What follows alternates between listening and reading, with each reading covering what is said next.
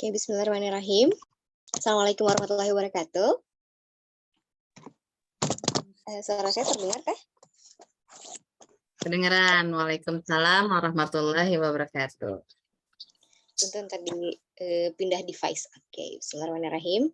Alhamdulillah, pada kesempatan kali ini kita bertemu dalam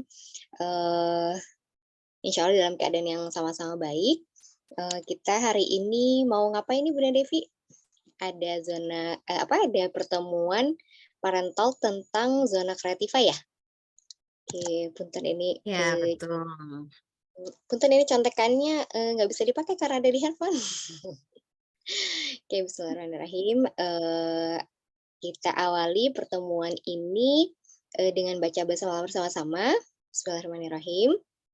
Kemudian insya Allah selama beberapa waktu ke depan saya akan menemani di sini sebagai MC. Perkenalkan nama saya Diah. Kemudian setelah ini akan ada pembukaan, ada tilawah ya dari Misha, kemudian ada pemaparan program dari Bunda Devi Azhar, kemudian ada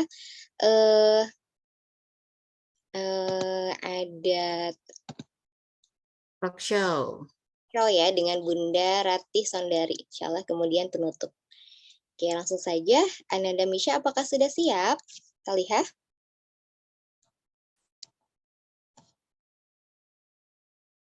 Ananda Misha. Iya, gitu. Iya. Masya Allah. Ini Ananda Misha ini member zona kreatif ya? Iya, gitu. Iya. Silakan Ananda Misha. Ayo. Tadi bisa. Bismillahirrahmanirrahim. Sini dipangku Ibu. Bismillahirrahmanirrahim. Qul huwallahu ahad. Allahus samad.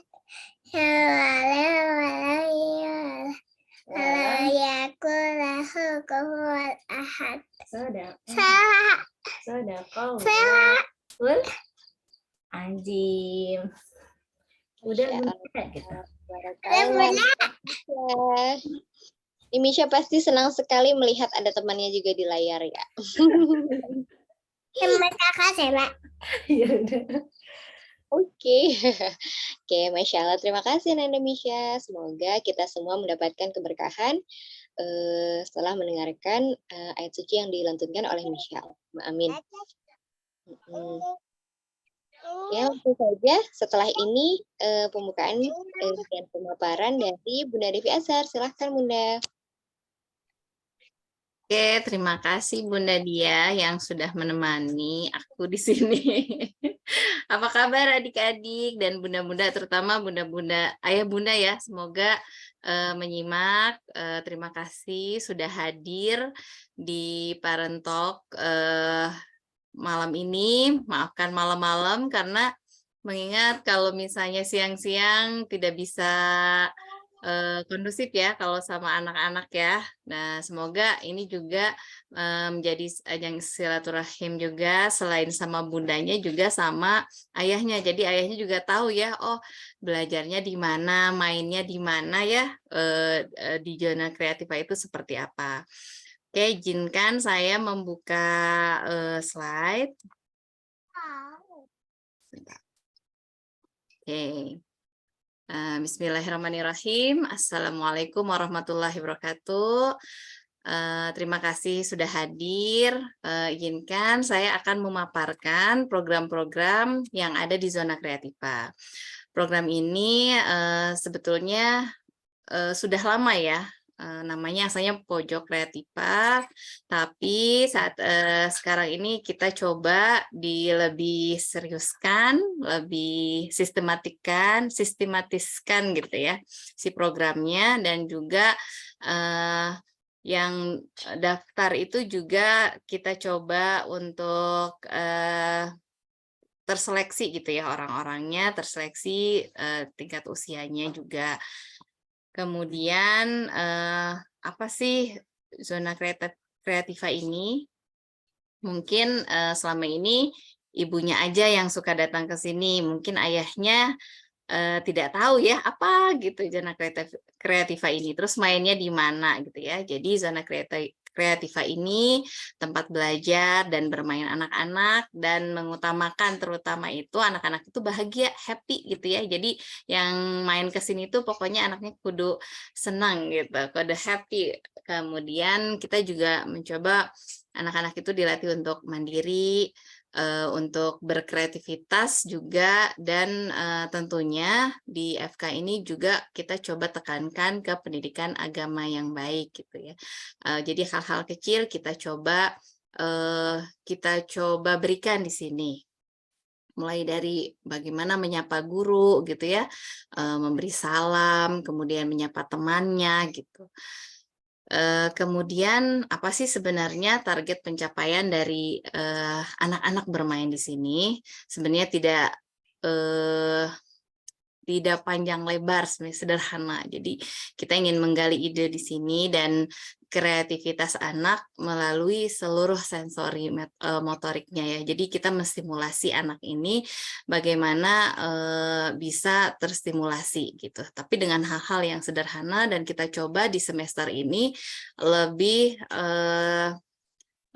kita rencanakan gitu ya, apa aja mainnya, dan untuk itu perlu kita paparkan saat ini gitu. Kemudian aktivitas belajarnya apa aja sih gitu. Ada circle time, pemahaman agama, terus kemudian berkreasi, bercerita, storytelling gitu ya.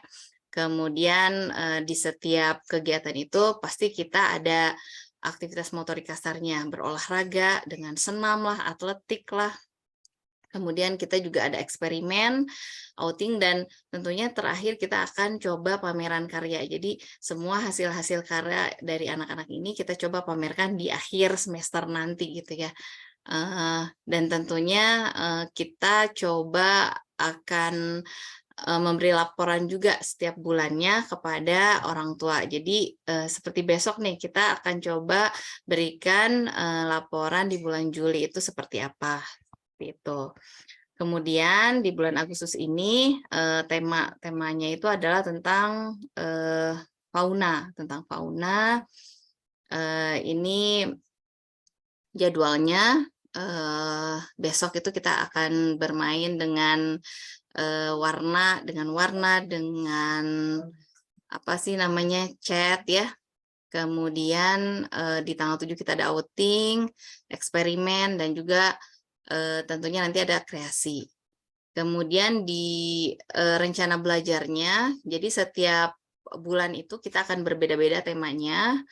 Di Agustus ini tentang fauna, tentang binatang dan habitatnya. Kemudian di semester di September itu tentang profesi. Insya Allah September ini juga akan ada pemeriksaan gigi dari dokter gigi Elke.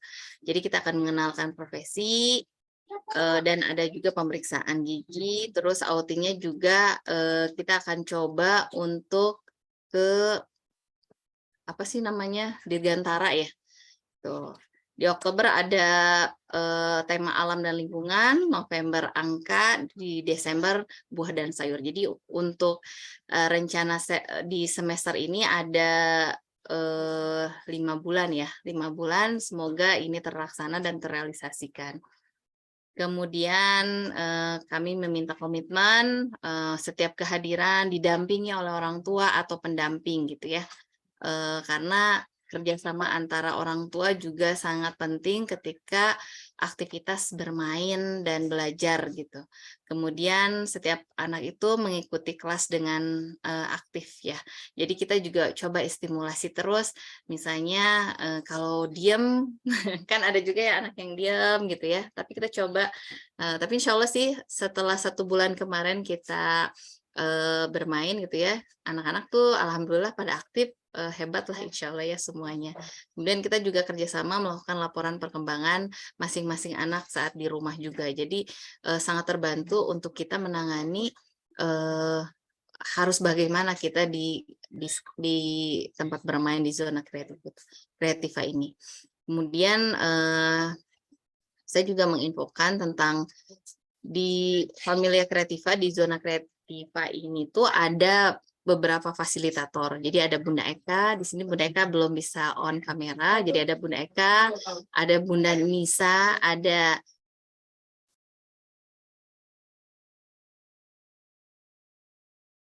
Bunda Ica, kemudian kita juga ada Bunda Mariam yang biasanya administrasi ya, administrasi untuk daftar-daftar, belum bisa hadir juga di sini, tapi insya Allah nanti akan dibantu juga.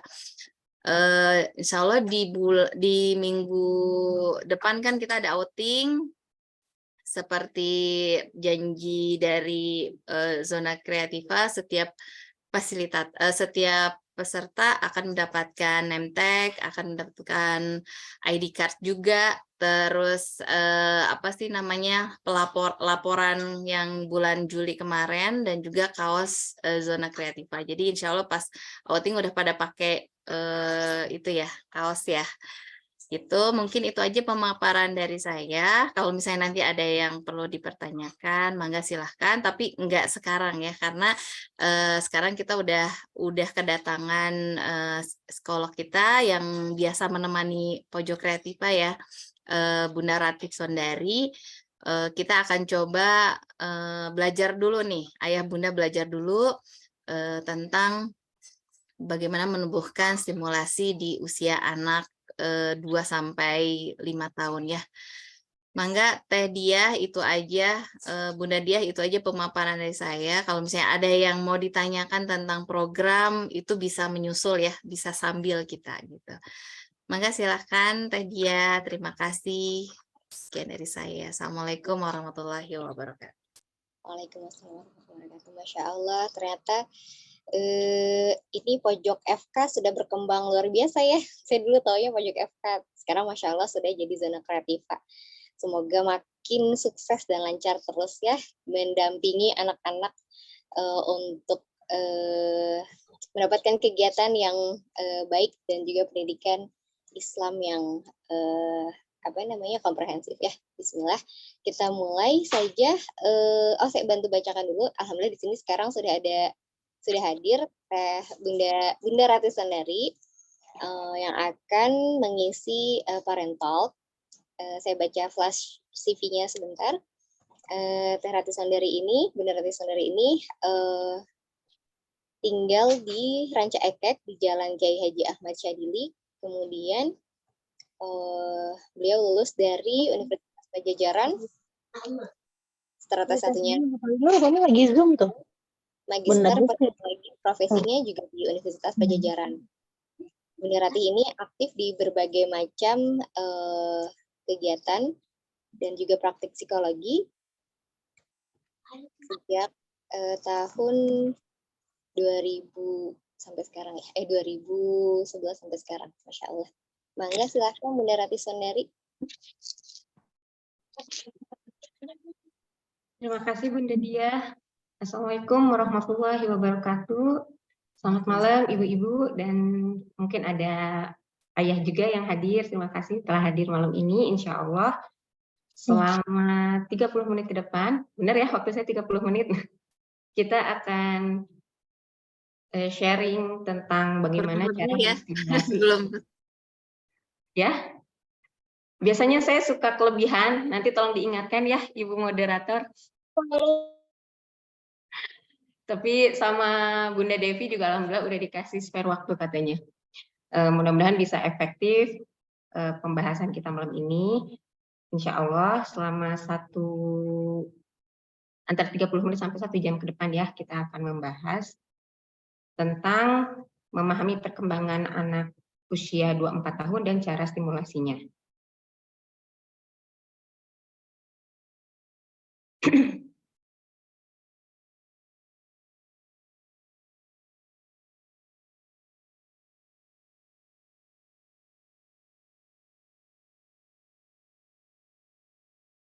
Sudah terlihat ya?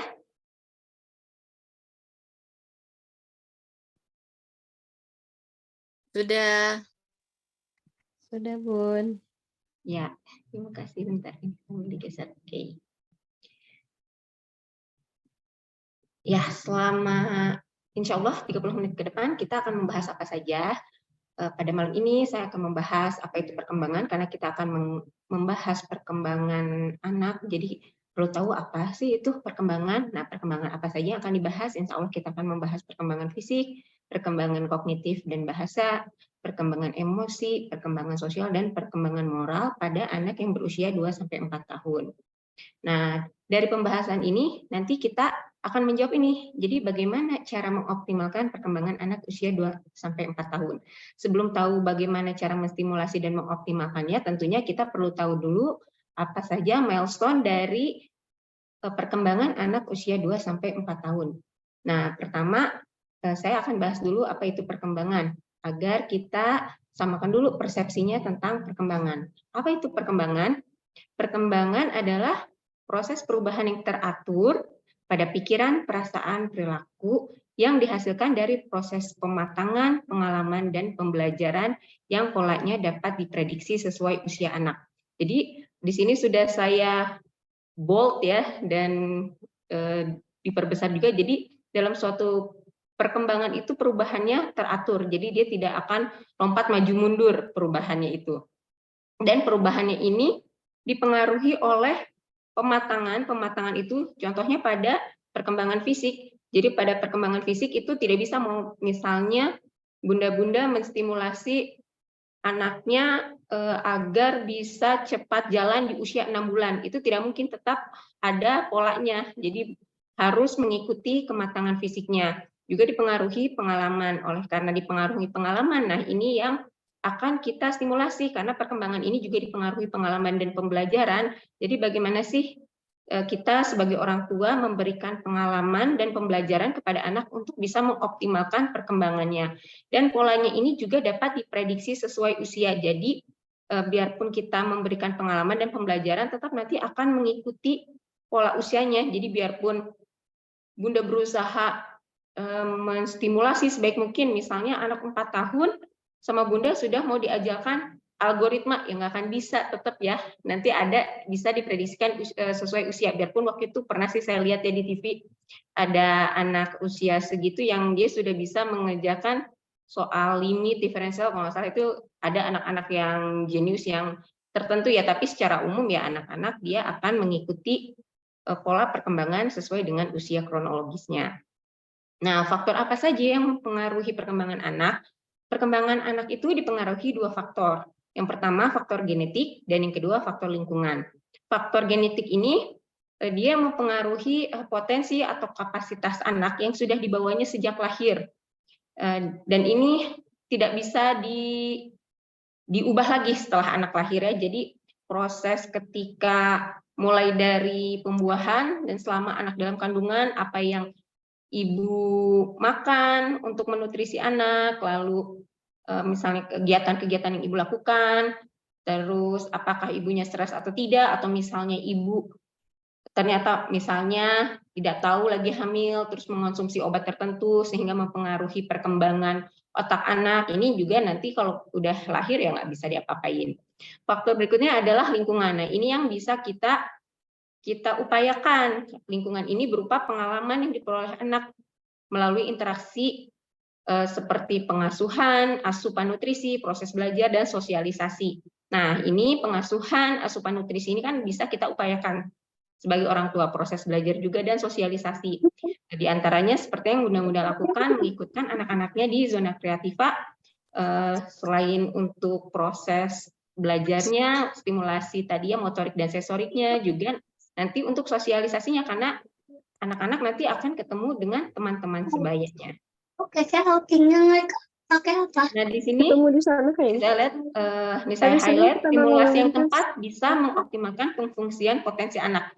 Jadi potensi anak itu contohnya itu seperti wadah yang sudah dibawa oleh anak sejak lahir.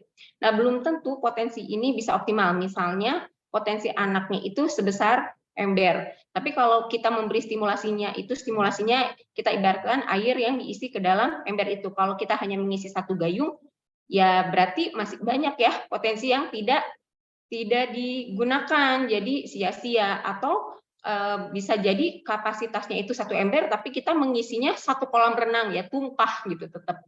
Jadi tetap anak itu akan bisa berkembang, berfungsi itu sesuai dengan potensi yang dia miliki sejak lahir yang kita upayakan itu. Jadi ini kita perlu tepat, tidak mungkin sebagai orang tua tidak bisa sangat akurat ya mengenali, tapi setidaknya kita berusaha mengenali potensi yang dimiliki anak sehingga bisa berusaha mengoptimalkan pengfungsian potensinya itu. Nah, aspek perkembangan itu ada apa saja? Ada fisik ini mencakup pertumbuhan tubuh, otak, kesehatan, motorik, sensorik, dan persepsi.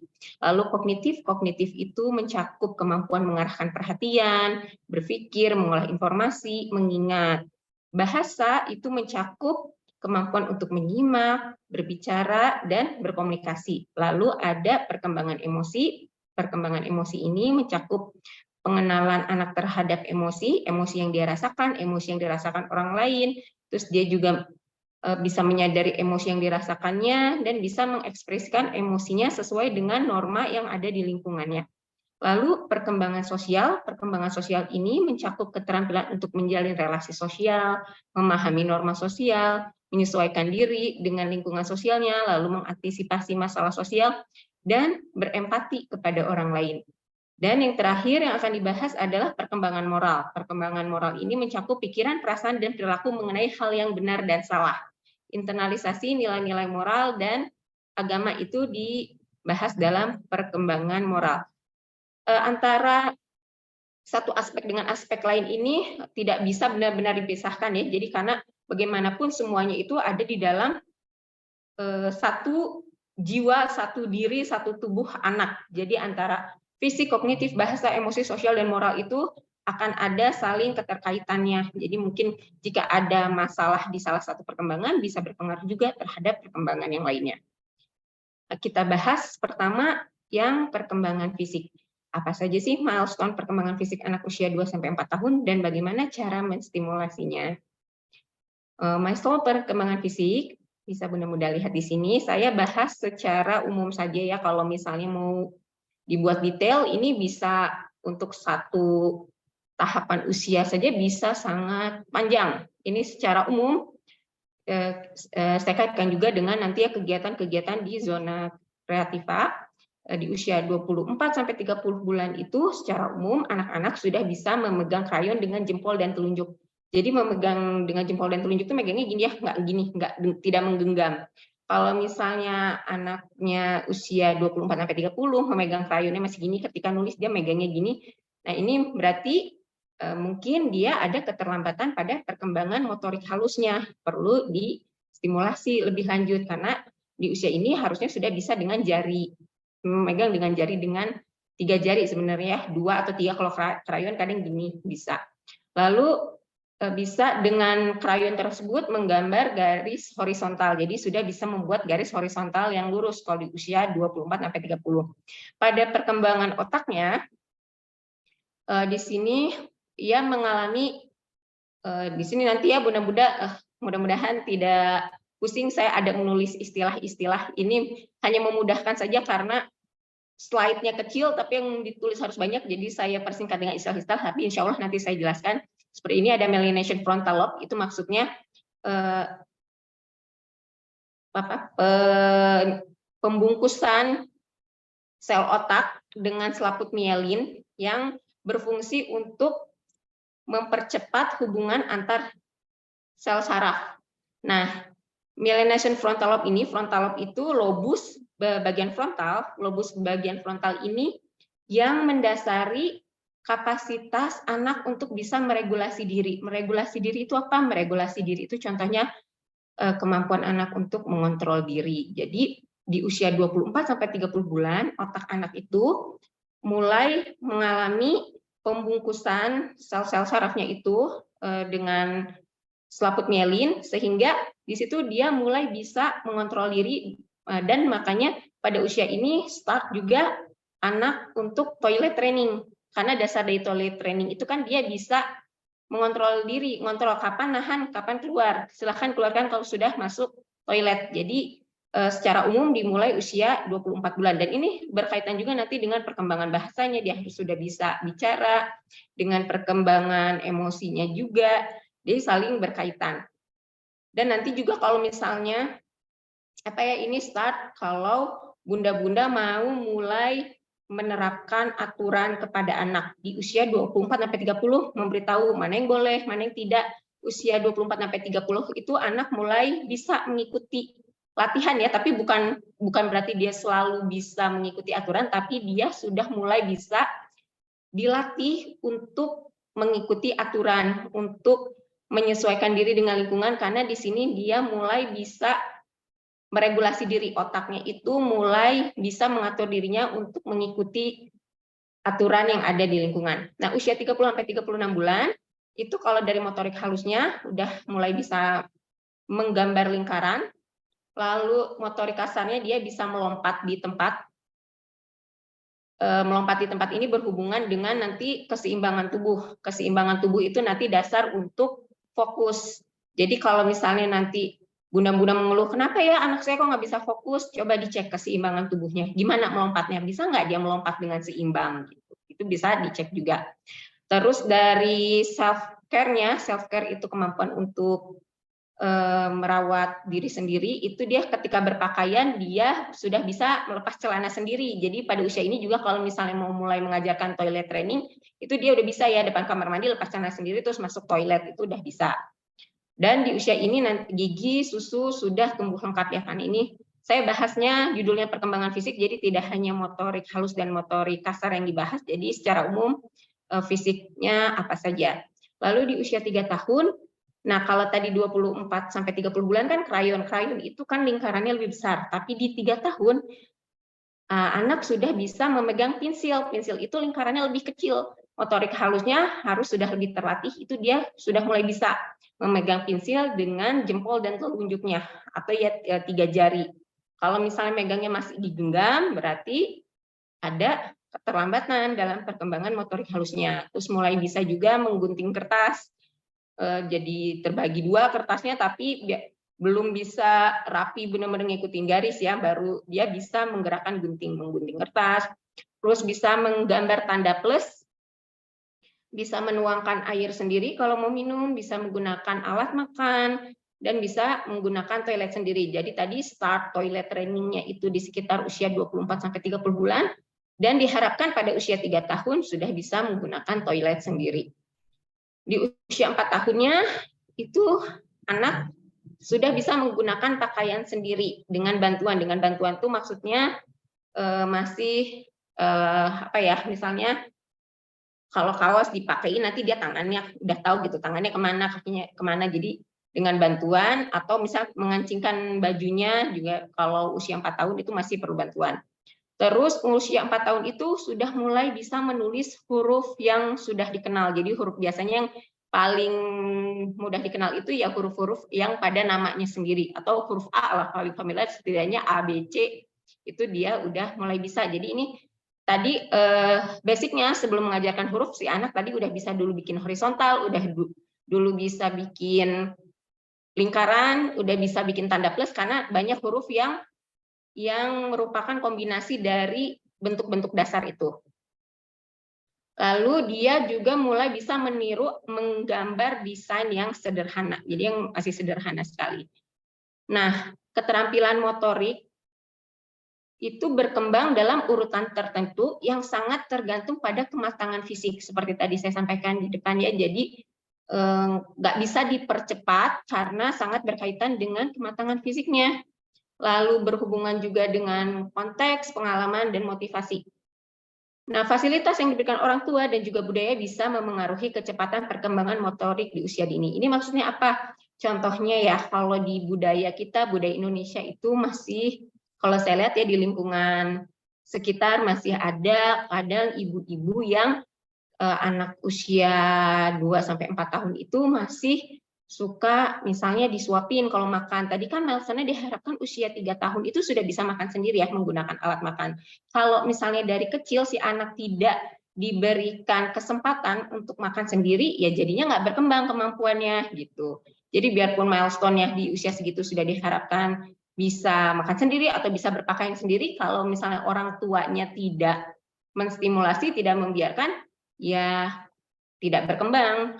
Terus misalnya orang tuanya yang terlalu khawatir. Ini saya ngambil contoh anak yang lagi manjat ya. Kalau misalnya orang tuanya terlalu khawatir, anaknya manjat-manjat nanti jatuh, akhirnya ya tidak terstimulasi perkembangan motorik kasarnya kalau terlalu overprotektif orang tuanya, misalnya tidak beri kesempatan ke playground untuk manjat-manjat, naik tangga. Jadi sangat dipengaruhi juga pengalaman yang diberikan orang tua. Ya, selanjutnya stimulasinya gimana untuk perkembangan fisik ini secara umum. Tadi sebenarnya kita sudah bahas milestone ya. Jadi kalau secara umum ya otomatis kalau misalnya di usia 2 tahun anak sudah bisa mulai memegang krayon. Jadi ya secara khususnya itu kalau misalnya ingin mencapai milestone itu fasilitasi, belikan krayon, sediakan kertas, biarkan anak mencoret-coret, belajar memegang dan sebagainya yang tadi sudah ditulis. Nah, kalau secara umum itu karena ini fisik itu tadi berhubungan dengan kematangan tubuh juga, berarti nutrisinya harus dijaga. Jadi berikan asupan nutrisi dengan gizi yang seimbang. Terus sangat penting juga kalau anak itu punya kebiasaan tidur yang teratur, yang rutin. Karena kalau misalnya anak tidurnya tidak teratur, itu nanti akan berpengaruh juga ke rutinitas dia yang lain, untuk proses belajar yang lain akhirnya terganggu. Jadi dia perlu punya waktu tidur dan istirahat yang rutin. Nah, ini yang bisa dilakukan orang tua juga, berikan kesempatan untuk melatih keterampilan motorik halus dan motorik kasarnya. Tadi motorik halusnya seperti disampaikan, misalnya dilatih menggunakan krayon, lalu di usia 3 tahun mulai memegang pensil, lalu dilatih juga misalnya kalau bunda-bunda takut anaknya memegang gunting tajam, ada gunting yang untuk anak-anak yang bukan dari logam tuh, yang dari apa sih, kayak plastik ya. Jadi itu juga kesempatan yang diberikan orang tua itu nanti akan mempengaruhi perkembangan fisiknya. Lalu fasilitas ini berhubungan dengan kesehatan, sediakan fasilitas kesehatan dan belajar sesuai dengan kemampuan orang tua. Selanjutnya untuk perkembangan kognitif dan bahasa, ini sama saya digabung. Biarpun nanti penjelasannya satu-satu, nanti Bunda bisa lihat sendiri bahwa antara kognitif dan bahasa itu saling berkaitan, dekat sekali. Kita lihat ini dari perkembangan kognitifnya. Ini secara umum, usia 24 bulan sampai 30 bulan, itu 2 tahun ya. 2 tahun itu anak-anak itu mulai bisa menggunakan simbol, karena secara umum usia 2 tahun anak itu sudah bisa bicara dalam kalimat pendek, 2 kata biasanya atau frasa, sehingga dia mulai menggunakan kata-kata, angka atau gambar untuk memberi makna pada dunianya. Kalau sebelumnya usia 0 sampai 2 tahun itu disebutnya masa tahap sensori motor. Sensori motor itu apa? Dia mengenal dunia itu melalui sensorik itu penginderaan, dan motorik itu dengan gerakan. Jadi biasanya kalau anak di bawah 2 tahun itu kan mudah-mudah sering lihat ya, apa-apa dimasukin mulut. Sebenarnya dimasukin mulut itu dia itu sedang melakukan aktivitas sensor dengan indera pengecapnya gitu. Jadi dia mengenal sesuatu itu dengan pengecapnya. Nah, di usia 2 tahun ke atas itu sudah berkurang karena dia mulai bisa berbahasa. Dengan bahasa itu dia mulai bisa memaknakan dunianya itu menggunakan bahasa. Jadi antara kognitif dan bahasa itu sangat berkaitan. Lalu di usia 30 sampai 36 bulan itu anak mulai bisa menghitung jumlah benda yang konkret. Maksudnya menghitung jumlah benda yang konkret itu, jadi bendanya ada ya, misalnya bola. Anak tuh bisa menghitung 1, 2, 3 itu udah bisa di usia 30 bulan. Terus mengetahui nama warna dasar. Nama warna dasar itu yang dasar apa aja? Merah, kuning, biru ya. Merah, kuning, biru. Itu dia sudah tahu. Tapi bedakan. Jadi kalau usia 30 sampai 36 bulan itu dia ditanya mana merah, misalnya bola, ada bola plastik banyak. Mana merah dia bisa nunjukin, mana kuning. Dia bisa ditunjukin, tapi kalau misalnya kita ambil bola merah terus kita tanya, ini namanya apa? Nah, itu biasanya kadang anak masih kesulitan. Jadi ada istilahnya recall and recognition. pada usia 30 bulan dia baru recognition. Recognition itu dia mengenali. Ditanya ambil bola merah, dia tahu. Ambil bola kuning, dia ambil. Tapi kalau ditanya ini warna apa, itu dia harus recall apa ya namanya gitu. Itu tahap berpikir yang lebih tinggi. Jadi kalau anak sudah melewati, dia bisa recognition dulu, ditanya ambil yang merah, ambil yang kuning, ambil yang hijau, ambil yang biru. Itu udah lancar, baru nanti tanya ini warna apa gitu. Biar tidak terbalik ya prosesnya gitu, menstimulasinya. Tapi bukan berarti anak usia 30 bulan pasti tidak bisa. Ya ada kan, memang ada anak-anak yang kecerdasannya di atas rata-rata, ya mungkin dia udah bisa, tapi secara umum rata-rata masih sulit. Terus anak mengerti analogi yang familiar. Analogi yang familiar ini juga maksudnya mikirnya jangan berat-berat ya, mikir analogi, tapi ini contohnya juga untuk benda yang konkret atau ada gambarnya. Jadi kalau misalnya ditanya, anak melihat gambar, ada gambar coklat batang, satu berbentuk batang, satu meleleh. Terus anak ditanya, coba mana gambar lain yang mirip dengan ini. Si anak tuh misalnya ada gambar, ada beberapa pilihan gambar, terus ada gambar manusia salju, sebelahnya manusia salju yang meleleh. Dia tuh tahu analoginya, oh kalau coklat yang satu utuh terus sebelahnya meleleh, berarti si es juga manusia salju bisa meleleh misalnya. Itu maksudnya dia mengerti analogi yang familiar. Yang familiar tuh yang, tapi kalau kita di Indonesia kan ada salju yang misalnya es dari kulkas, dia udah bisa memikirkan analogi yang familiar. Atau kalau secara bahasa misalnya ditanya, kalau siang ada matahari, malam ada apa? Bulan gitu. Jadi dia udah tahu analogi sederhana seperti itu. Kalau api panas, kalau es dingin gitu. Jadi anak umur segini tuh udah mulai bisa memahami analogi yang sederhana, yang familiar dari yang dia tangkap atau dia pelajari dari pengalaman sehari-harinya. Dia juga dapat menjelaskan hubungan sebab akibat yang familiar. Ini juga bukan sebab akibat yang logis seperti orang dewasa ya. Jadi dia cuma menilai kalau mendung biasanya setelah itu hujan. Jadi dia udah paham tuh hubungan sebab akibat. Kalau mendung biasanya nanti hujan. Atau biasanya kan suka ada tuh anak-anak manis gitu, kalau dia tahu oh kalau ayah udah pakai kemeja, udah siap-siap mau pergi, kadang tuh anak tuh suka ini loh, kalau ibu tuh ih so sweet banget, jadi langsung ambil sepatu ayahnya disediain, kan dia udah tahu itu karena dia tahu hubungan sebab akibat.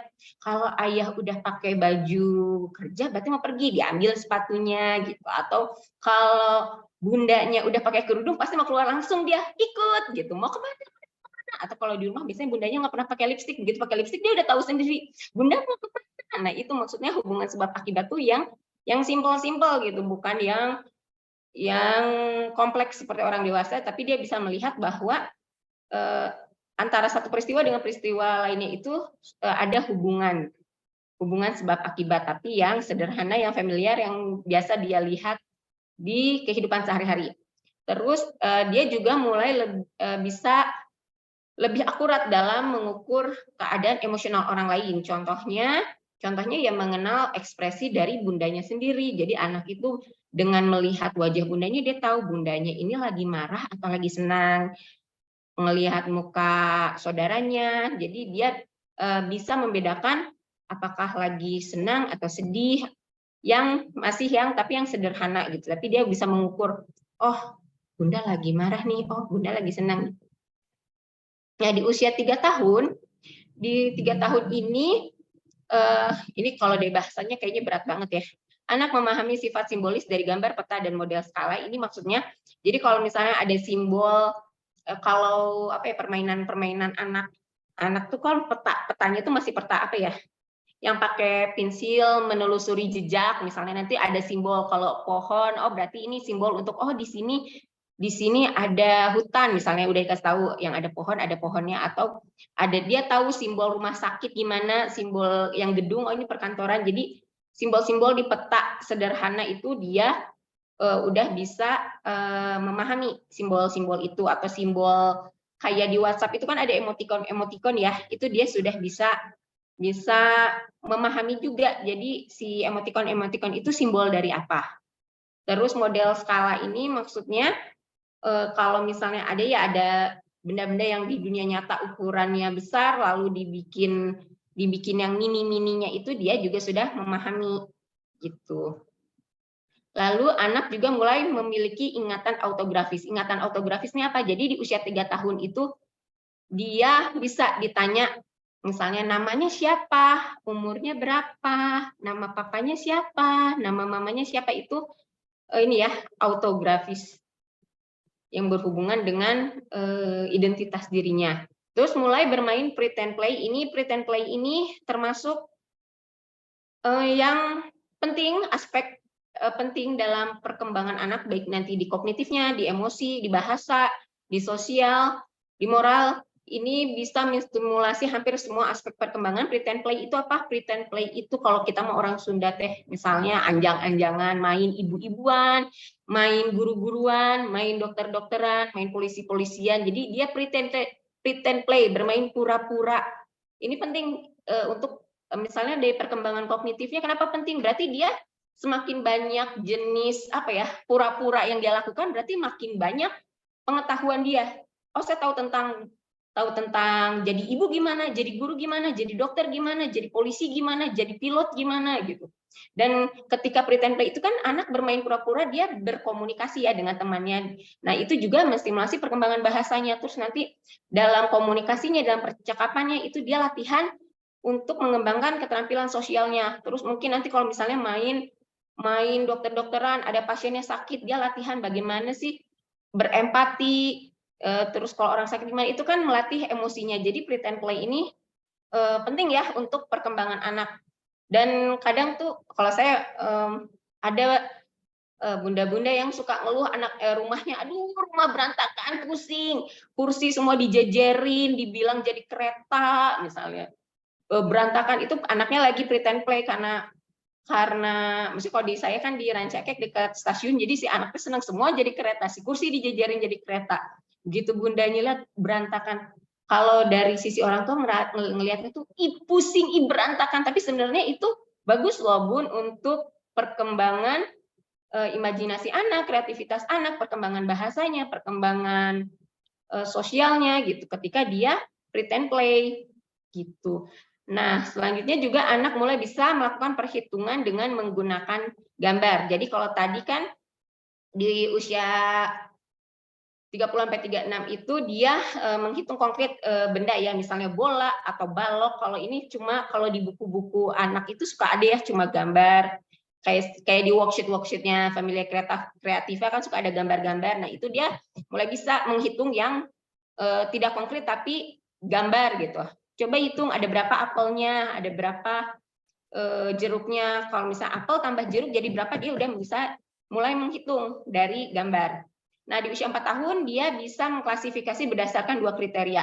Contohnya apa? Contohnya mengklasifikasi 2 kriteria itu anak minta untuk mengklasifikasi, misalnya ada balok-balok, ada baloknya itu ada yang bentuk kubus, prisma, silinder, ya ada macam-macam bentuknya dan ada macam-macam warnanya. Dia bisa mengklasifikasi misalnya yang kubus, tapi kubusnya diklasifikasi yang kuning sama yang kuning, yang biru sama yang biru. Terus nanti dia pisahin lagi yang bentuknya silinder, dipisahin lagi. Jadi dia bisa mengklasifikasi bentuk dan warna sekaligus. Kalau di bawah 4 tahun itu dia nggak bisa, misalnya dia klasifikasi berdasarkan warna aja atau bentuk aja. Kalau warna aja misalnya dia klasifikasi merah semua, tapi di merah itu mungkin ada yang bentuknya kubus, ada yang bentuknya prisma, ada yang bentuknya silinder. Atau dia klasifikasi berdasarkan bentuk aja, bentuk semua yang bentuknya kubus tapi warnanya ada yang merah, kuning, hijau gitu. Jadi cuma bisa 1 kriteria, tapi mulai usia 4 tahun itu secara umum dia bisa mengklasifikasi 2 kriteria. Nah, untuk perkembangan bahasa di usia 24 sampai 30 bulan itu bisa bicara dengan frasa 2 kata. Misalnya apa frasa 2 kata? Aku mau, misalnya gitu, itu udah 2 kata ya. Jadi dia bisa bicara 2 kata, terus mulai terlibat dalam percakapan. Karena dia udah bisa 2 kata, mulai bisa terlibat dalam percakapan, jadi dia juga sudah siap ya kalau mau masuk ke lingkungan sosial yang lebih besar. Di usia 30 sampai 36 bulan, itu secara umum setiap hari itu dia mempelajari kata baru, terus dia mulai bisa mengombinasikan 3 kata atau lebih. 3 kata, jadi dia bisa bicara dengan kalimat yang lebih panjang. Terus dia juga bisa memahami bahasa dengan baik. Jadi kalau ada orang yang bicara sama dia, itu secara umum dia bisa memahami apa yang diucapkan oleh orang lain. Dan ya secara umum ini kalau sesuai milestone, dia menguasai hampir 1000 kata di usia 30-36 bulan.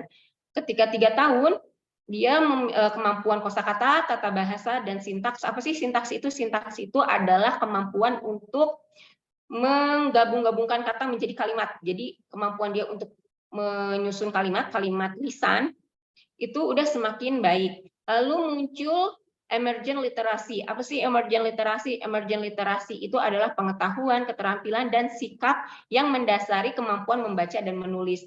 Jadi kalau emergent literasinya muncul, jadi di 3 tahun itu dia udah memunculkan minat untuk baca buku, biarpun dia belum bisa baca buku, dia senang buka-buka buku. Terus dia tahu buka buku itu misalnya kalau buku yang tulisannya bahasa Latin, dia buka dari kiri ke kanan, dia tahu bukanya dari mana, dia tahu kalau si gambar-gambar itu tuh merepresentasikan cerita dari buku itu, biarpun dia belum bisa baca, atau dia minta dibacakan. Jadi ini muncul di usia 3 tahun. Di usia 4 tahun, dia sudah menggunakan kalimat dan tata bahasa yang lebih kompleks, dan mulai sering bicara pada diri sendiri. Sering bicara pada diri sendiri itu maksudnya kayak dia mau ngapa-ngapain dia ngomong, aku mah nggak mau itu aku, misalnya dia mau apa ya, bukan ngomong sendiri kayak orang gila ya, tapi kayak ngomong sama diri sendiri, dia mau ngapain, aku mau mandi dulu aja, aku mau makan dulu, tapi dia bukan bermaksud berkomunikasi sama orang lain, dia hanya bicara pada diri sendiri. Itu di usia 4 tahun, dan itu hal yang umum, yang wajar pada usia tersebut. Nah, lalu bagaimana sih cara memaksimalkan kemampuan kognitif? Ini secara umum, tadi seperti yang sudah disampaikan di awal, itu kita harus sadari dulu bahwa anak itu bukan seperti tanah liat yang bisa kita bentuk menjadi apapun yang kita mau. Dia itu ketika lahir sudah membawa potensinya sendiri, sudah membawa bakatnya sendiri, biarpun bakatnya mungkin ada yang belum keluar, belum kita kenali, tapi mungkin dia sudah punya potensi dan bakat sendiri. Nah, itu kita perlu bisa usahakan kita amati, kita kenali apa yang bisa dan tidak bisa diubah dari diri anak. Terus perhatikan tanda-tanda minat dan bakat dalam diri anak. Bagaimana sih mengenalinya? Kalau misalnya minat, kita lihat dia excited itu ketika mengerjakan apa saja. Untuk mengenalinya tentunya kita perlu bisa memfasilitasi anak ke berbagai bidang. Sebanyak mungkin ya dikenalkan, biar kita tahu, oh ternyata dia semangatnya ketika mengerjakan apa. Terus dia itu untuk minatnya. Untuk bakatnya kita lihat dia biasanya berhasil ketika mengerjakan apa saja. Oh, berarti bakatnya mungkin di situ. Ini secara umum yang bisa dilakukan orang tua. Kalau mau detail ya memang dilakukan pengukuran yang terstandar menggunakan alat tes psikologi, itu bisa dikenali. Tapi kalau orang tua ya orang tua sedini mungkin memfasilitasi anak untuk mengerjakan tugas di berbagai bidang peminatan, lalu dilihat bagaimana semangat anak mengerjakan itu dan bagaimana keberhasilan si anak mengerjakan itu. Nah, lalu beri tantangan yang bermakna, jangan membuat bosan tapi jangan juga memberatkan mereka. Nah, biar kita tahu gimana sih ngasih tantangan yang bermakna ke anak itu, ya kita tadi perlu mengenali ya minat dan bakatnya dengan lebih peka, memerhatikan apa yang bikin anak semangat, apa yang membuat dia berhasil. Dan jangan sampai jadi kalau kita ngasih tugasnya itu terus anak jadi bosan, atau justru kita ngasih tugas yang terlalu berat buat dia, tapi kita kasih yang awalnya dia berhasil terus kita naikkan sedikit di atas kemampuan dia, jadi kemampuannya berkembang terus. Tadi diawali dari mana tahunya tadi dari milestone-nya, misalnya usia 30 bulan mulai mengenali warna. Oke, kita bermain warna.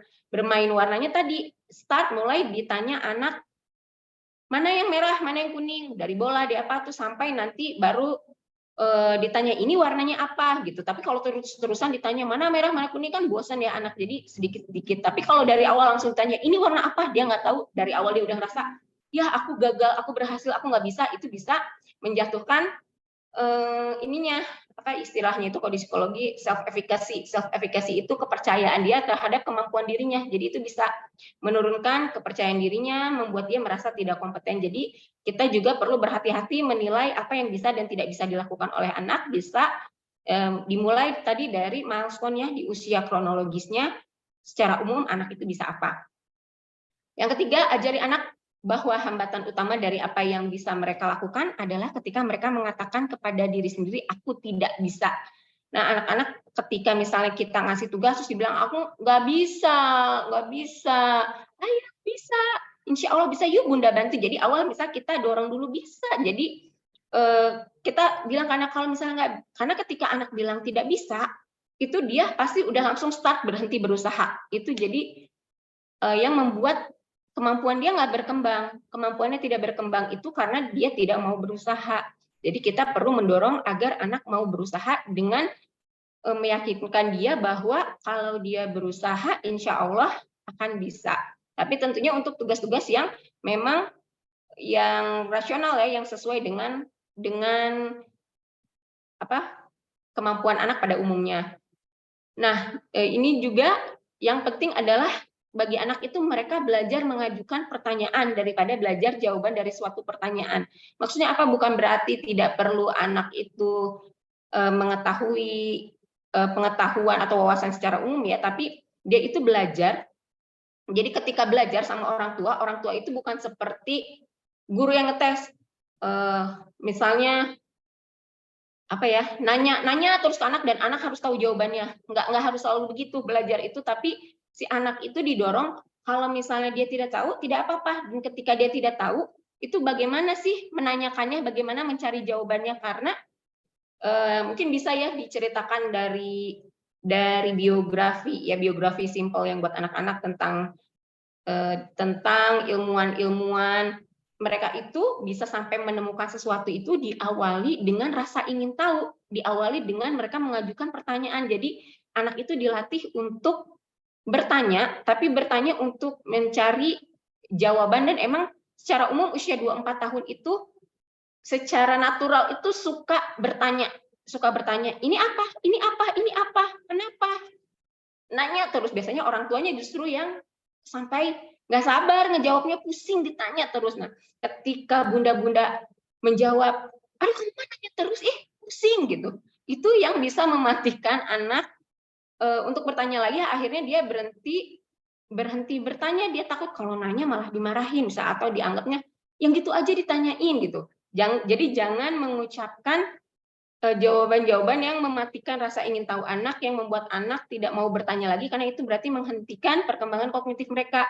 Kalau yang bagus itu gimana? Yang bagus boleh misalnya Bunda menjawab langsung jawabannya apa, tapi kalau pengen lebih menstimulasi lagi perkembangan kognitif, ketika anak mencari tahu, Bunda ini apa, terus Bundanya tahu, kita cari tahu yuk sama-sama jawabannya. Misalnya kalau di rumah punya ensiklopedi, sama-sama yuk ambil ensiklopedinya, kita cari bagian itu, biarpun misalnya anak belum bisa baca langsung, tapi Bunda menunjukkan dengan perilaku kalau misalnya mau tahu sesuatu, cari jawabannya di buku gitu, sama-sama Bunda ambil bukunya terus dibacakan. Jadi itu mengajar ke anak, kalau kamu ingin tahu sesuatu, cari informasi di buku. Kalau tidak ada bukunya, pakai bisa dari internet. Misalnya diajarkan. Jadi juga ini mengenalkan ke anak bahwa internet itu bisa bermanfaat loh untuk belajar. Jadi di situ anak belajar, oh kalau nggak tahu begini cara cari tahunya gitu. Jadi yang lebih menstimulasi perkembangan kognitif anak itu ketika Bunda mengajak anak mencari tahu informasi itu, misalnya dari buku, dari internet, atau sebelum mencari tahu dari buku dan internet, kalau ingin lebih mengembangkan lagi kemampuan kognitifnya, bisa anak itu dari sedini mungkin ya diajak membuat hipotesis sederhana. Kira-kira jawabannya apa ya? Mungkin nggak kalau gini. Jadi kasih alternatif hipotesis yang mungkin menjadi jawabannya, lalu kita buktikan ya jawabannya yang benar apa, cari di buku, cari di internet. Wah ternyata dugaan kita misalnya benar, oh ternyata dugaan kita salah, misalnya gitu. Itu jadi dari kecil si anak sudah dilatih untuk berpikir seperti ilmuwan, saintis, mengajukan pertanyaan, membuat hipotesis, lalu membuktikan hipotesisnya dengan, kalau ilmuwan kan lebih ke eksperimen ya, tapi kalau masih anak-anak ya bisa juga ya dengan eksperimen, kan banyak ya eksperimen yang bisa dilakukan anak-anak, atau dengan membaca buku itu tadi. Nah, lalu yang selanjutnya, bantu anak menemukan apa yang menggairahkan dan menyemangati mereka. Jadi tadi ya ini berhubungan dengan yang sebelumnya, si anak itu dikasih kesempatan untuk mengeksplorasi minatnya, dikenalkan dengan berbagai macam kegiatan, terus dibantu dia untuk menemukan dia itu excited-nya di bidang apa. Lalu yang selanjutnya, doronglah anak untuk mengerjakan tugas yang menantang kemampuan intelektualnya tadi.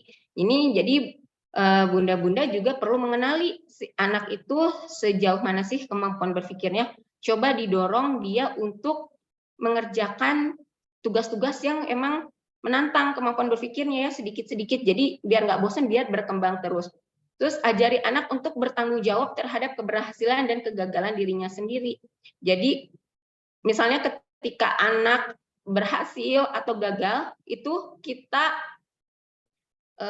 ajari anak untuk kalau misalnya dia berhasil, oh iya alhamdulillah, pertama sebagai muslim tentunya pasti kita bilangnya alhamdulillah ya, semua itu terjadi atas kehendak Allah, atas takdir Allah. Pertama, anak harus menyadari dia berhasil atau gagal itu sesuai takdir Allah. Tapi Allah tidak akan mengubah nasib suatu kaum kecuali kaum itu sendiri yang mengubahnya. Jadi kembalikan ke diri anak, dia berhasil atau enggak itu atas usahanya. Jadi kita juga biasakan untuk mengapresiasi itu usahanya. Oh, kamu berhasil, alhamdulillah, karena berdoa atas kehendak Allah kamu berhasil dan kamu juga sudah berusaha, sudah melakukan sunatullahnya, sudah berusaha.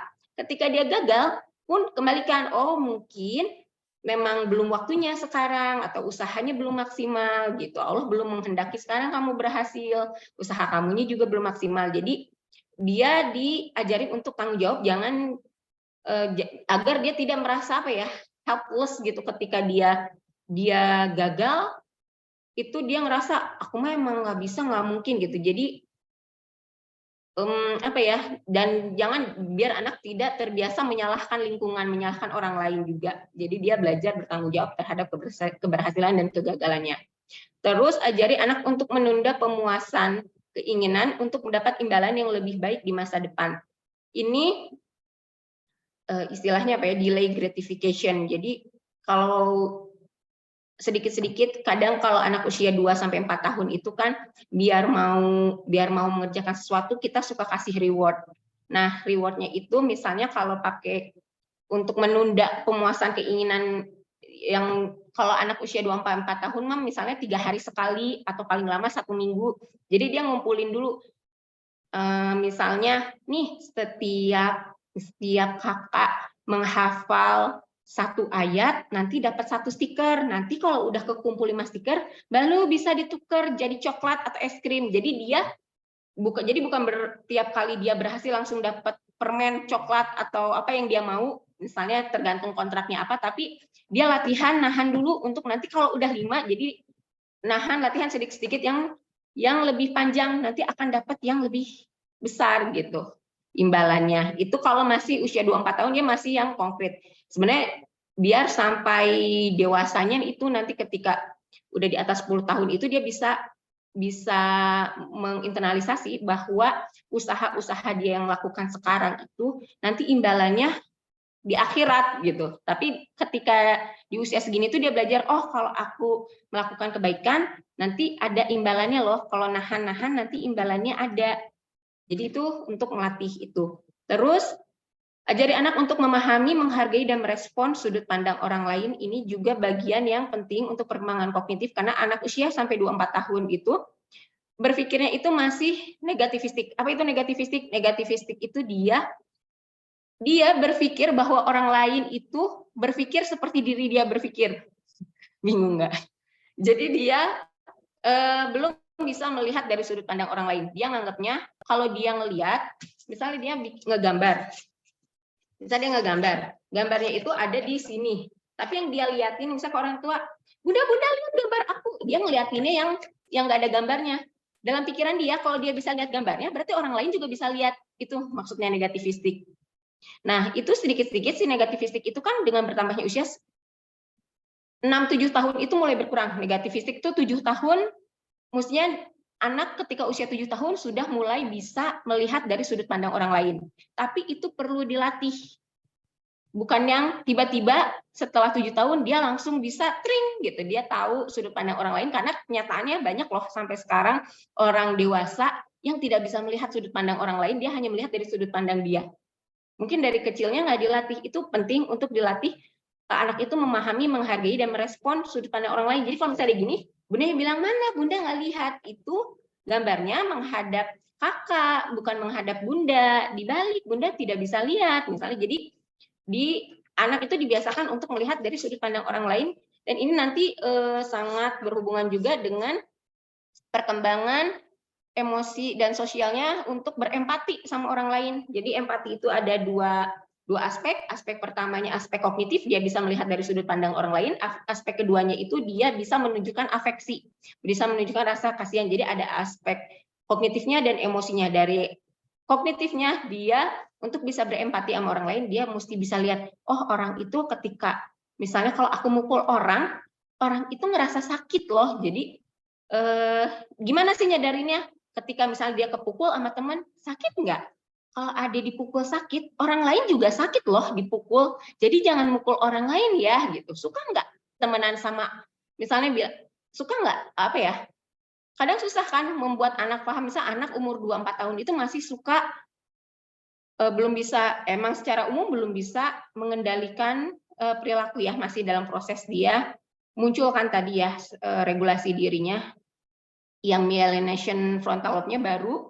Jadi kadang masih ada mungkin dia mendorong temannya atau dia mukul temannya. Nah, ketika dia tidak sengaja kepukul atau kedorong, itu kita langsung ajak dia untuk gimana rasanya didorong, gimana rasanya dipukul. Enak nggak? Seneng nggak? Dia bilang, enggak, sakit misalnya. Orang lain juga gitu loh, ketika kamu ngedorong, itu orang tuh nggak suka. Ketika kamu mukul, orang itu tidak suka. Mau nggak punya teman yang suka mukul? Jadi dikembalikan ke anak, nggak mau. Kamu mau nggak punya teman? Kalau misalnya kamu mau punya teman, jangan mukul. Kalau kamu suka mukul, nanti nggak ada yang mau temenan sama kamu. Jadi kita bisa melatih anak untuk melihat sudut pandang orang lain, itu dikembalikan ke apa yang dia alami. Kalau misalnya ngambil contohnya bukan dari pengalaman dia, susah anak untuk memahaminya, tapi jadi jadikan kesempatan apa ya, kejadian-kejadian yang dialami anak itu untuk mendidik anak tentang apa ya, misalnya untuk melihat dari sudut pandang orang lain, suka nggak digitukan gitu. Dan terakhir, dari cara memaksimalkan kemampuan kognitif anak itu, yang penting bukan jumlah uang yang kita keluarkan untuk memenuhi kebutuhan anak, tapi kualitas interaksi dan pengalaman anak dengan kita. Nah, ketika orang tua kurang memberikan stimulasi, ini seperti yang saya sampaikan di awal, kemungkinan akan ada potensi yang tidak berkembang dan tidak berfungsi. Ketika orang tua ngasih stimulasinya berlebihan ya, kayak tadi misalnya kapasitasnya 1 ember, dikasih airnya 1 kolam renang, tumpah. Jadi tetap yang berfungsi itu sesuai yang kapasitasnya yang 1 ember itu. Jadi penting untuk mengenali kapasitas berpikir anak, apa kelebihan dan keterbatasan yang dimiliki oleh anak. Selanjutnya bagaimana stimulasinya perkembangan bahasa? Perkembangan bahasa sebenarnya simpel, intinya yang penting orang tua aktif mengajak anak mengobrol, karena belajar bahasa itu lewat percakapan sehari-hari akan lebih cepat. Terus sabar mendengarkan mereka berbicara. Mungkin usia 2-4 tahun itu ada yang pengucapannya belum jelas, ada yang mereka masih mikir dulu, menemukan katanya apa yang mau diucapkan. Kadang orang tuanya udah nggak sabar nungguin mau ngomong apa gitu. Jadi harus sabar nungguin anak yang mau ngomong apa. Terus gunakan gaya bahasa yang nyaman untuk digunakan, tetapi tetap berusaha meningkatkan kemampuan bahasa anak dan memperluas wawasan. Jadi kita gunakan gaya bahasanya itu juga yang sesuai dengan usia anak, gaya bahasa anak, tapi bukan berarti ngikutin misalnya anak bilang minumnya masih mimi. Kita jangan ikutan bilang mimi, tetap kita bilangnya minum, biar dia belajar kata yang benarnya itu minum. Terus kita tambah wawasan mereka tentang kosakata. Terus sering membacakan buku dan mendiskusikan isinya bersama anak, ini dari penelitian yang paling berperan terhadap perkembangan kognitif dan bahasa anak itu melalui aktivitas membacakan buku dan mendiskusikan isi buku. Istilahnya dialogic reading. Jadi dari penelitian, dialogic reading ini paling efektif untuk menstimulasi perkembangan bahasa dan tentunya perkembangan kognitif juga, saling berkaitan ya bahasa dan kognitif. Terus buatlah anak merasa dipahami meskipun ucapannya belum jelas, tetapi perbaiki juga pengucapannya dengan halus tadi ya. Seperti contohnya kalau anaknya bilangnya mimi, kita bilangnya minum, tapi tetap dengan, oh misalnya mimi, oh adik mau minum, ya nih bunda ambilin minum, jadi gitu. Kita tunjukkan bahwa kita ngerti, jangan yang apa, nggak ngerti bunda, nggak ngerti adiknya mau apa gitu. Itu malah bikin anak jadinya frustasi biasanya yang ada keterlambatan bahasa, jadi lebih mudah mengamuk atau temper tantrum karena dia merasa tidak dipahami, merasa sulit mengungkapkan isi pikirannya, dan yang terakhir yang penting jangan membanding-bandingkan anak, terutama yang anaknya lebih dari satu, kadang suka ada kecenderungan banding-bandingin atau membandingin sama anak tetangga juga, itu sebaiknya dihindari. Nah, ini dari hasil penelitian. Periode kritis untuk mempelajari bahasa adalah masa anak-anak terutama 5 tahun pertama, yaitu ketika otak sedang berkembang pesat. Ketika otak sudah mencapai kematangan, sekitar usia pubertas, maka anak yang belum menguasai keterampilan bahasa akan kesulitan mempelajarinya. Ini pada kasus ekstrim ada penelitian, mungkin Bunda Muda tahu nggak, kalau dulu tuh ada film Jungle Book. Jungle Book itu si Mowgli-nya itu kebuang ya di hutan, jadi dia nggak bisa bahasa manusia karena berinteraksi dengan binatang, dan ternyata itu di Prancis dulu beneran ada anak yang ditemukan tidak berpakaian, tidak bisa berbahasa, tapi dia sudah remaja dan jadi nggak tahu ya dia terbuangnya ketika usia berapa, nggak ada orang tuanya, terus dicoba diselamatkan, diajari bahasa, ternyata ketika sudah pubertas, ketika di usia awal anak dia tidak belajar bahasa sama sekali, dia nggak bisa diajarin bahasa sama sekali. Jadi ini penting sekali di usia sekarang 24 tahun kalau mau menstimulasi perkembangan bahasa. Hari ini masih banyak, berarti saya cepetin aja ya perkembangan emosi. Ada emosi, sosial, dan moral. Nah, emosi ini secara umum ya bisa dilihat di usia 24-30 itu dia muncul ada emosi self evaluatif, dia ngerasa bangga, shame di sini saya bedainnya ada shame, ada embarrass. Bedanya shame sama embarrassment apa? Shame itu rasa malu karena adanya standar sosial, dia tahu dia melakukan kesalahan itu, misalnya contoh toilet training, dia ngompol. Itu salah secara norma. Tapi kalau misalnya yang cuma embarrass tuh misalnya dia, kalau kita ya yang udah besar mah misalnya ibu-ibu malu pas lagi ada jerawat nggak mau dilihat gitu misalnya, itu mah embarrass, yang secara moral nggak ada benar salah, cuma malu aja, mempengaruhi self image kita. Tapi kalau shame itu dipengaruhi oleh standar moral. Terus bisa membaca kondisi mental orang lain. Nah, ini di usia 3 tahun negativism memuncak. Apa sih negativism? Tadi saya bilangnya yang nggak bisa lihat dari sudut pandang orang lain negativistik atau egosentris sih tadi, takut kebalik ngomong. Yang nggak bisa melihat dari sudut pandang orang lain itu egosentris. Kalau negativism itu kecenderungan untuk selalu bilang tidak. Ada mandi yuk, gak mau. Ada makan, gak mau. Gitu.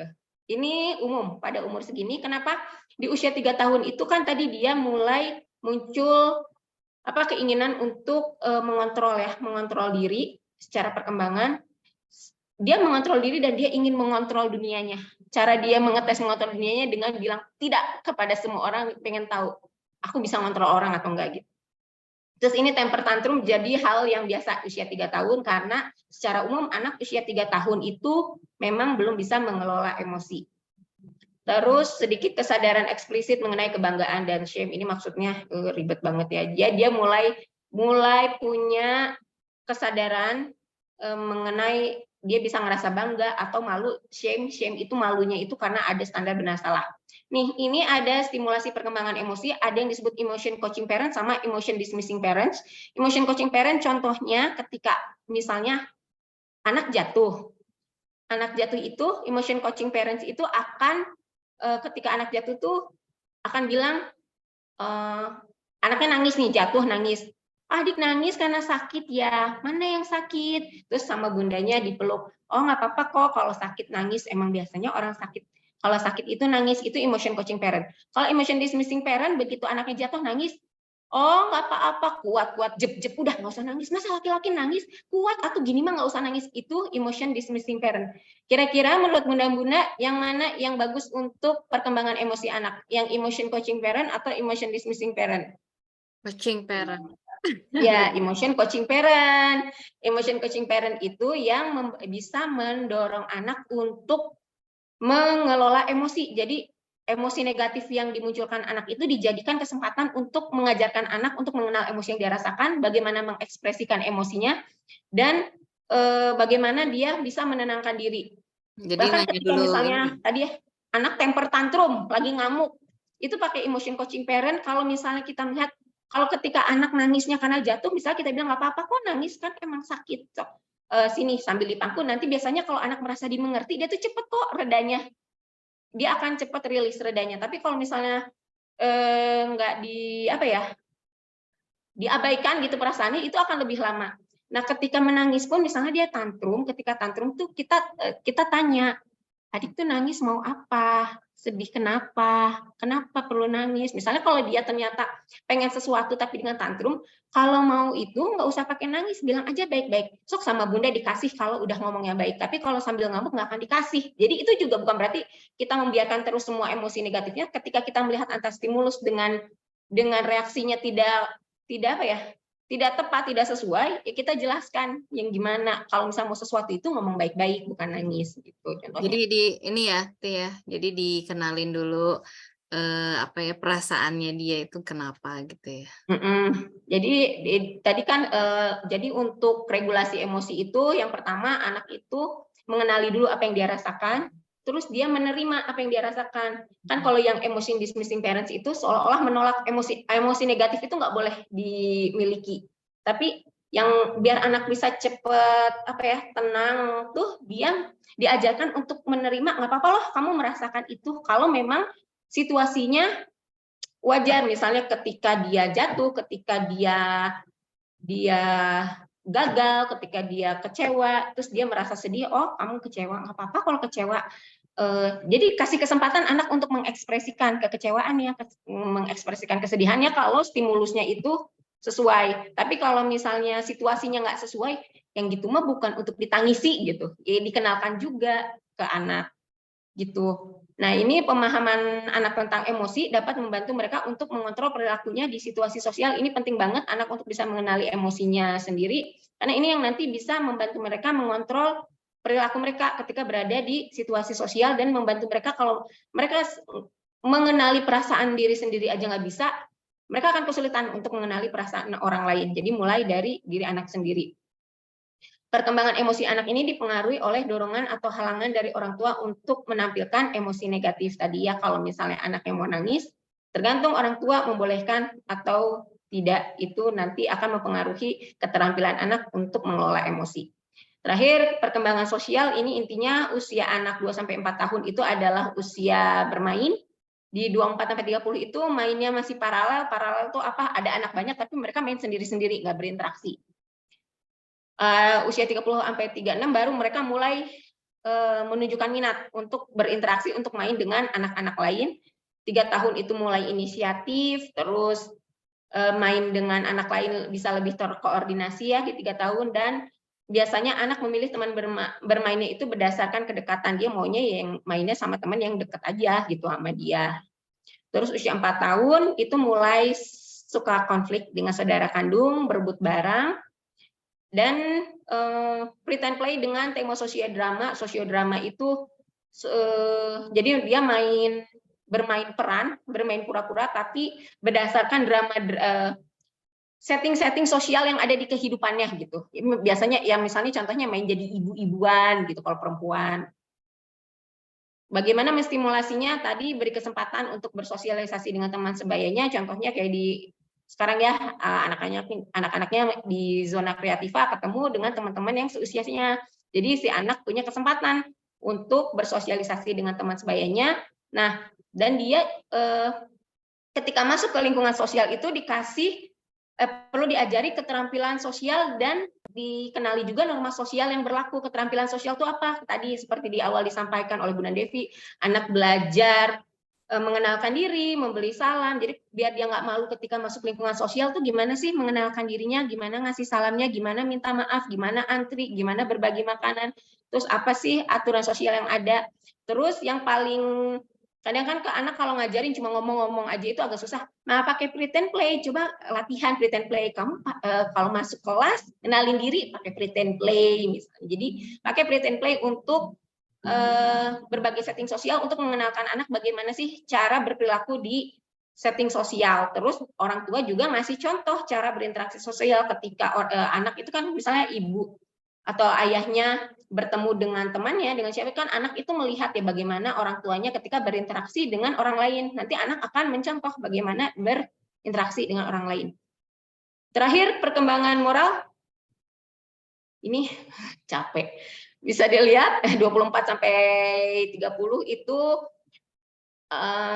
ini ya, siap-siap berarti mungkin agresi terjadi terutama ketika berebut mainan atau tempat. Jadi mungkin aja ya karena anak bertemu dengan usia yang gitu dan mereka mulai mungkin berantem, rebutan mainan atau misalnya tempat duduk.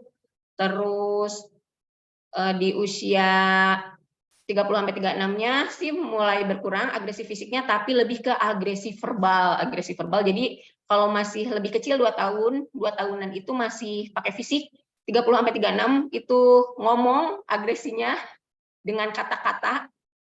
Di 3 tahun itu mulai altruisme dan perilaku prososial. Altruisme itu adalah perilaku menolong orang lain.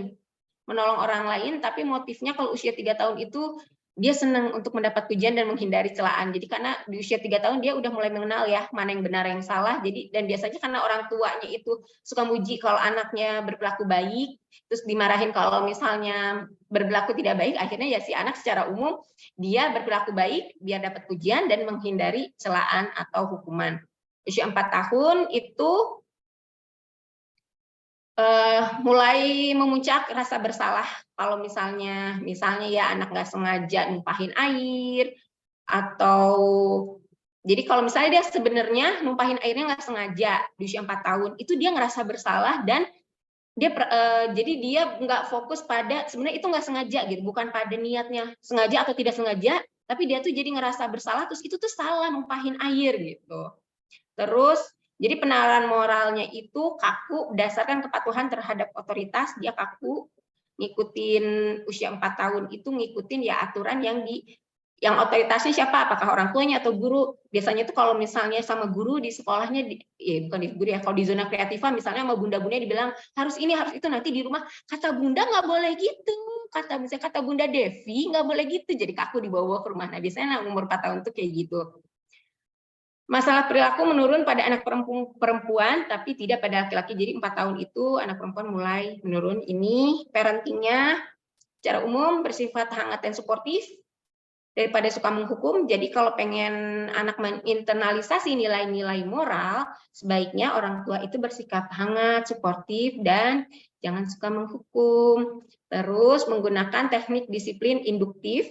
Apa itu teknik disiplin induktif? Itu menggunakan penjelasan tentang bagaimana perilaku anak dapat memengaruhi orang lain. Jadi misalnya dijelasin ke anak kalau misalnya dia suka ngeganggu anak lain, ngedorong anak lain, itu dijelasin ke anak bahwa yang dia lakukan itu mengganggu orang lain. Itu jadi jangan menghukum tapi nggak dijelasin ke anak kesalahannya apa. Jadi harus dijelaskan ke anak. Kenapa dan itu kenapa sih mengganggu orang lain? Misalnya diminta anak, coba kamu yang di posisi anak itu. Jadi selalu dijelaskan ke anak, misalnya ada aturan-aturan, kenapa sih setiap aturan itu harus dilakukan anak, apa keuntungannya untuk dia, apa kerugiannya, dan terutama ya kalau kerugian, jangan sampai perilakunya itu merugikan orang lain, terus memberikan kesempatan pada anak untuk mempelajari sudut pandang dan perasaan orang lain. Ini seperti yang tadi, melibatkan anak dalam pembuatan keputusan keluarga. Ini sebenarnya kalau 2-4 tahun tuh yang simpel aja ya, misalnya balik lagi melibatkan anak dalam pembuatan keputusan keluarga tuh yang simpel, cuma misalnya hari Ahad ini kita mau main kemana gitu, mau liburan kemana, adik maunya kemana, mau makan di mana, kayak gitu misalnya. Terus orang tua yang memberikan contoh dan mencegah perilaku buruk sebelum terjadi itu sebaiknya jadi sebelum, misalnya bunda-bunda sebelum anaknya datang ke zona kreativa udah dikasih tahu, misalnya nanti kalau mau ngambil mainan atau alat-alat yang di sana antri ya, terus jangan berebut. Jadi udah, terus kalau misalnya dia nanti selama di sana berperilaku baik, nanti pulangnya sama bunda dibeliin es krim misalnya gitu. Jadi udah bikin kontrak dulu sebelum terjadi masalah. Kalau misalnya adik nggak berperilaku baik di sana, nanti nyampe rumah berarti nggak boleh nonton TV misalnya, perjanjiannya gitu. Jadi udah bikin perjanjian sebelum terjadi masalah. Ini kesimpulannya. kesimpulannya intinya anak itu unik, semua anak unik, punya potensi dan kapasitas sendiri, tapi secara umum mereka mengikuti pola tumbuh kembang manusia. Tidak ada teknik stimulasi atau pengasuhan tunggal yang paling efektif karena untuk semua anak, karena setiap anak itu tadi unik ya, orang tua perlu menyesuaikan stimulasi dan pengasuhannya dengan karakteristik anak dan keunikan anak, dan mengenal karakteristik dan keunikan anak dapat membantu orang tua memilih stimulasi dan pengasuhan yang paling tepat untuk mengoptimalkan tumbuh kembangnya. Terima kasih. Maaf kelamaan. Putri. Masya Allah, terima kasih Bunda Rati, pemaparannya luar biasa. Jadi tadi dijelaskan sama Bunda Rati bahwa yang namanya perkembangan anak ini kan dipengaruhi oleh dua faktor ya, ada faktor genetik dan lingkungan. Nah, kalau faktor genetik mah bawaan dari sejak hamil, kemudian kalau faktor lingkungan itu yang bisa diupayakan. Nah, tadi Bunda Rati memaparkan beberapa cara-cara untuk mengupayakan perkembangan anak di usia 2 hingga 4-5 tahun. Kemudian sekarang langsung ke tanya jawab Bunda Devi, masih ada waktu untuk berapa penanya kira-kira ya? Kita coba 2 aja ya. Tadi mau nge-stop tuh udah gimana, seru ya. Penting semua yang disampaikan Bunda Ratihnya. Mungkin Maaf ya, lebih dari 1 jam ternyata ya, padahal janjinya 30 menit. Mangga boleh 2 penanya aja, 2 penanya. Kayaknya udah jelas banget ini, Masya Allah. Mangga ada yang mau raise hand? Atau udah pada ngantuk ya? Tapi yang jelas tadi juga kan besok kita mau ini ya, mau beraktivitas zona kreativa. Tadi Bunda Rati juga bilang kalau misalnya sebelum ke sini ada kontrak dulu gitu ya. Jadi kontrak dulu misalnya kalau bundanya nggak bisa nganter berarti sama pendampingnya kontraknya itu. Kalau misalnya nanti beraktivitas saat di zona kreativa harus berperilaku baik gitu ya.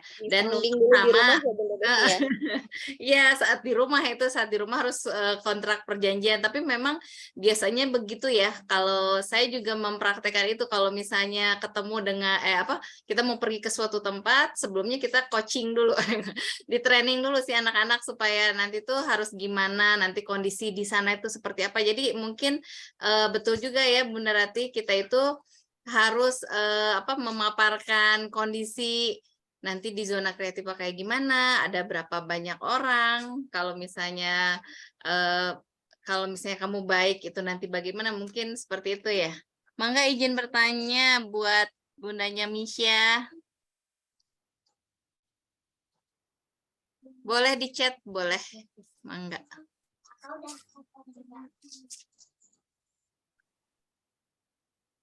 Bunda Misha mau ini? Okay. Sebelumnya nggak apa-apa ya Bun di off kameranya, soalnya lagi nggak memungkinkan. Iya, mangga. Silakan. Ya, jadi ini walaupun tadi mohon maaf kalau misalkan udah dijelasin tadi sama Bunda Rati ya, karena tadi ada ini dulu sempat ditinggal sebentar. Terkait ini Bunda, terkait perkembangan sosial anak ya. Kira-kira nih kan kalau anak saya tuh suka apa ya, kalau sesama saudara itu malah lebih suka berantem gitu dibandingin sama teman-teman seusianya yang bukan saudara gitu. Nah, kira-kira itu tuh emang wajar atau gimana gitu, dan stimulasinya seperti apa seharusnya gitu. Karena kok kenapa ya malah sesama saudaranya malah jadi sering berantem, sedangkan kalau sama anak tetangga sama apa, nah itu malah justru lebih berkurang gitu konfliknya. Terus yang kedua juga, kenapa ya kalau anak, kebetulan kan Misha ini perempuan ya, jadi dia itu justru lebih senangnya sama lebih anteng kalau mainnya sama yang laki-laki gitu. Kalau sama yang perempuan justru lebih banyak konfliknya. Kalau misalkan sama anak yang laki-laki justru lebih anteng, lebih seneng gitu. Kalau ngelihat dari ini ya, pengalaman di lapangan. Nah, kira-kira kalau kayak gitu itu wajar atau ada pengaruh lingkungan dari orang tuanya yang sebenarnya kurang tepat gitu? Mungkin dari Bunda Rati bisa kasih jawabannya seperti apa? Itu aja Bunda. Terima kasih Bunda Misha. Ya, terima kasih. Misha usianya berapa ya Bun? 3 tahun, 3 tahun setengah deng. 3 tahun setengah. tadi sempat dibahas juga ya, kalau tadi di perkembangan sosial itu usia 4 tahun yang anak itu jadi lebih sering bertengkar dengan saudara kandungnya. Kenapa dia kalau sama saudara kandung lebih sering bertengkar daripada sama teman? Kalau sama saudara kandung dia sudah tahu secara lebih apa ya? Sebenarnya pasti enggak, tapi dia lebih mengenal, lebih tahu saudaranya seperti apa. Jadi dia lebih bisa memprediksi dia bakal menang atau kalah sama saudaranya. Sedangkan kalau sama teman kan tidak sedekat dengan saudara. Jadi masih ada rasa kalau cari masalah nih sama temen, belum tentu nih saya menang gitu. Misalnya dia kemampuan apa ya, kalau sama saudara tuh udah kenal banget, jadi dia tahu seberantem-berantemnya sama saudara, itu bisa akan baikan. Tapi kalau sama temen, dia butuh teman. Kalau berantem nanti nggak ada lagi yang mau main sama dia, dan dia tidak bisa memprediksi perilaku temennya seperti dia memprediksi saudaranya. Terus kalau misalnya sama saudara biasanya ada konflik of interest. Jadi secara umum ya istilah sibling rivalry ya, kalau misalnya kalau sama saudara itu misalnya biasanya memang apakah berebut perhatian, berebut apa ya, ingin jadi itu kan anak itu secara dari perkembangan moralnya itu pengen yang menjadi yang paling disukai orang tua, dipuji dan sebagainya. Jadi ada keinginan untuk lebih menonjol dibandingkan saudaranya. Itu seringkali yang menjadi motif terjadinya pertengkaran dengan saudara, dan itu hal yang wajar, itu maksudnya masalah umum pada anak-anak. Bunda maaf, termasuk dengan saudara apa namanya, saudara sepupu gitu maksudnya? Termasuk. Saudara sepupu. Nah, sama saudara sepupu pun biasanya karena kalau saudara, karena dia tahu ya itu saudara, kalau saudara tuh lebih apa ya, berantem juga kemungkinan untuk baikannya lebih besar gitu. Kalau sama teman mah, kalau udah misalnya temen yang nggak mau temenan lagi sama dia, udah nggak ada hubungan. Kalau sama saudara dia tahu sampai kapanpun itu saudara. Berarti dia udah bisa memprediksi ya anak? Iya, udah bisa, umur segitu udah bisa memprediksi. Dan itu sesuatu yang masih umum. Jadi kalau misalnya bertengkarnya tidak sampai menyakiti fisik, sebenarnya orang tua tidak perlu ikut campur, biar anak latihan juga menyelesaikan konflik. Jadi salah satu keterampilan penting ya ini, kalau misalnya dikaitkannya nanti ketika anak usia sekolah untuk kasus perundungan atau bullying, anak-anak yang bisa mengatasi konflik dengan saudaranya itu biasanya mereka ketika masuk sekolah lalu memiliki konflik dengan teman, dia pun akan punya keterampilan untuk menyelesaikan konflik dengan teman. Ketika misalnya ada teman yang mungkin merundung pun dia bisa membela diri, tahu bagaimana menyelesaikan. Kalau dia diberi kesempatan untuk menyelesaikan konflik. Kalaupun orang tua mau menengahi, jadi orang tua mengajarkan keterampilan kalau bertengkar, misalnya bikin aturan kalau bertengkar apa sih yang dipertengkarkan, apakah perlu dengan bertengkar, misal dijelaskan sama orang tua. Dan kalau misalnya mau menghukum, misalnya biar nggak berantem lagi, nggak peduli siapa yang benar siapa yang salah, kalau sampai berantem dua-duanya yang dihukum, itu bisa mencegah anak untuk bertengkar. Karena kalau salah satu misalnya mulai mengganggu yang lain,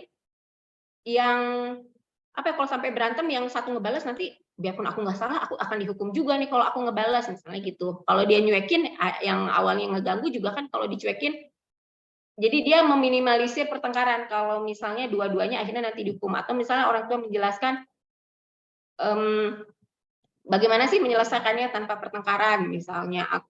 Jadi selama tidak ada kontak fisik, orang tua sebaiknya nggak usah ikut campur, kan tadi 3 tahun itu agresinya udah mulai agresi verbal ya. Tapi ya anak diingatkan juga bicara yang baik atau diam. Jadi dimasukkan nilai-nilainya, sebaiknya nggak bertengkar, terus kenapa itu, jadi dimasukkan dan diajarkan untuk menyelesaikan konflik itu nanti penting untuk keterampilan sosial dia ketika masuk lingkungan yang lebih besar, ketika dengan teman-temannya di usia sekolah.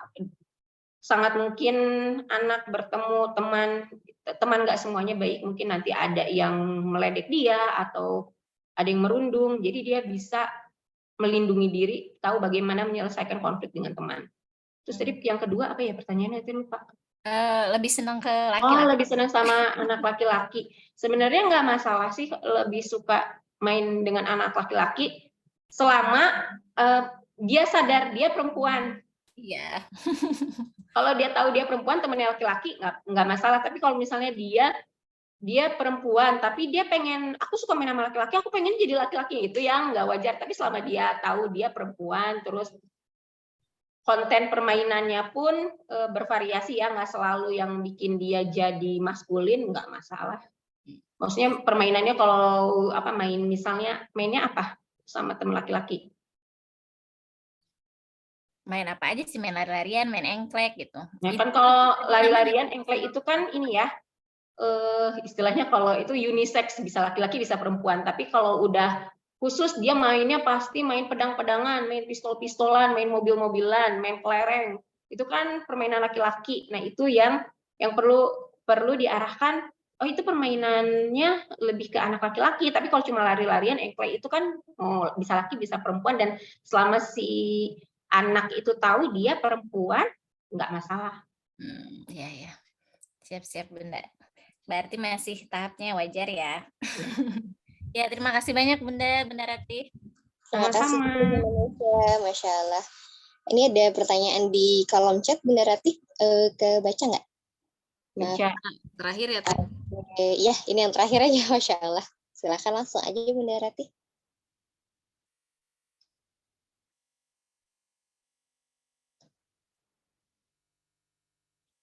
Untuk usia, kalau misalnya masih kesulitan untuk memegang krayon, kan itu hubungannya sama ini ya, krayon. Kan tadi dimintanya 2 gini.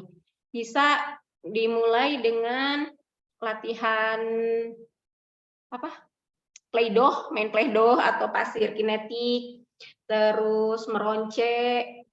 Jadi kalau sebelum ke memegang krayon, ininya dilatih dengan tadi main, suka diajarin kan ya, ada resepnya dari Familia Creativa, bagaimana bikin Play-Doh, pasir kinetik, slime. Jadi dia latih gerak jari motorik halusnya, terus meronce juga bisa, terus yang nusuk-nusuk. Ya, Kalau lacing. di rumah TKT apa namanya? Lacing.